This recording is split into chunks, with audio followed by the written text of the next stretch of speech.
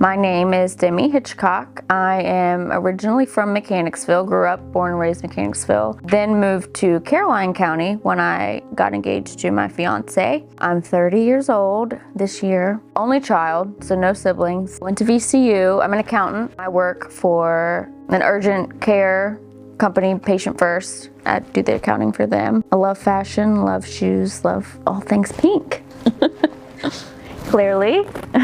Our love story is pretty unique, but I guess everybody's is. There was another male that I was talking, dating, whatever you want to call it these days, and he was an acquaintance of that guy. So I had met him at like get-togethers and stuff, and the guy that I was talking to didn't end up working out with me. And Devin, my fiance, swooped in and was like, "You're a great girl. You have my interests, like, can I get to know you more?" And I was at first like, no, you're friends with so-and-so, so I'm not gonna do that. But he won me over eventually. And then COVID hit and we had nothing to do, nowhere to go. So we just became companions and he won me over, won my heart. Big challenges for us were different lifestyles. Like me being an only child. I came from a family that like was wealthier. Like I work hard. I don't consider myself spoiled or anything like that, but he comes from a background that had it a little bit harder growing up, and like I guess it was hard for us to adjust our lifestyles and expectations of what we want our life to look like. And I think we did a good job at it, actually, though. We meshed our lives well.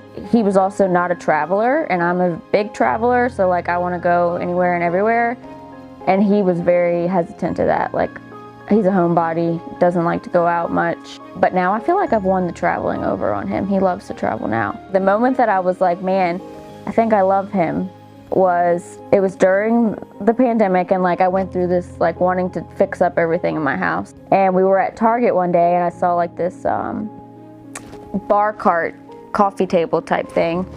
And I was like, oh my God, I love that, I want that. I was like, but I don't need to buy that. Like, when am I ever gonna use it or whatever? And we were with a couple of other friends too, so I didn't even know that he heard me say that. And one day I came in from work, it was put together in my kitchen, all set up. And I was like, oh my gosh, like, I cannot believe he did that. Like, okay, pulling at my heartstrings now. And I was like, I think I'm starting to like, he cares about me. I think I care about him too. Like, and he loves working with his hands. Like, I wanted a special table made for our kitchen in the house we live in now. And him and his dad got together and like built it for me. And like designed it to my T, like what I wanted. And I just like those things about him, that he puts effort into making me happy. So my love for pink started probably in high school when I drove my Camaro with pink stripes. Like I remember when I moved into my townhouse, like you could get a drill and like all the like the tool kits in pink. And I was like, oh my gosh, I have to have that as pink. So I knew when I got married that I had to incorporate pink somehow into my dress.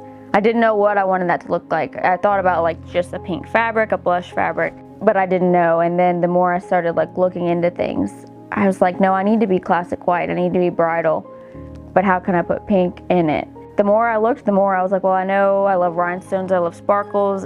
How can I put pink into that? And then I came across the idea of the pink flowers and I was like, that's perfect. Like a small enough touch to add pink, but it's still bridal and like classy and romantic. My wedding will have lots more pink than my dress.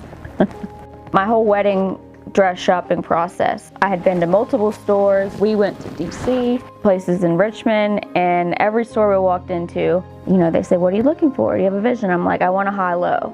And immediately their faces would be like, we don't have that here. But like, we can take this dress and look at this dress and this, and it was just like instantly, I was like, no, I'm stuck on this. Like, I know that I want a high-low. And then I told him too, like anything with pink, no, nothing with pink, but I knew I could probably add that somehow later. So we went to plenty of stores, nothing had anything close to what I wanted unless I took a dress and completely altered it to get to a high-low or what I wanted. The last one of the stores that we went to dress shopping was probably the closest I got. She had like a basic dress and could add all the things I wanted onto it and could make it a high-low, and she made me a sketch, but I still didn't feel like trusting enough to go with her. So I said I wanted to like compare her to somebody else, and I got on a Facebook wedding group and was like, does anybody know of any people that make custom dresses? Kelsey's name was mentioned a few times, so then I looked you up and I saw you had been on the Tamron Hall show. I was like, she must be good enough to like be famous. So then I reached out. Once I met with Kelsey and did the Zoom call with Kelsey and she sketched it, it felt, I trusted her a whole lot more than the feeling I got at the other store. Kelsey pulled it out of my head and put it on the sketch. She understood what I was saying, where other people were looking at me like, I don't know if we have anything like that, or I don't know if we can make anything like that. But I didn't get that vibe from Kelsey. Just that you were able to take what I gave you and put it into that sketch and get so close to my vision was like, okay, yeah, I feel good about this, because nobody else had even understood my vision until then. The element of high-low in a wedding gown, I got a lot of pushback from because of my height. Like, they were like, well, we typically don't recommend high-lows in wedding gowns because it doesn't give the full effect, and with your height, it's not gonna fall right. And I just remember saying like, well, can't you alter it? So yeah, I got a lot of pushback on that, but I'm glad I stuck to it because I love the way it turned out. I think he has a good idea that there will somehow be pink, only because he knows me that well. And I think he knows there will be bling because I'm a walking rhinestone promoter. I love bling, I love adding that onto anything. So I'm pretty sure he has a good idea of that, but as far as the cut or like long sleeves, sleeves, anything like that, I feel like he has no idea. But he knows I love this sort of thing, like fashion, so I feel like his expectations are high. Seeing his face when I come down the aisle, I feel like that's a pretty cliche answer, but aside from that, just seeing everybody come together for me, I'm not even emotional saying this. I don't think there's ever been a time in my life where everybody I love has been in the same place supporting me in something I wanted to do. Like, I don't have good relationships with my parents anymore, and I don't have siblings, like I said, so it's like hard to get enough people together to celebrate me, and I also feel guilty every time people celebrate me. So just seeing them all happily do that for me and supporting me will be a memory probably that I'll never forget.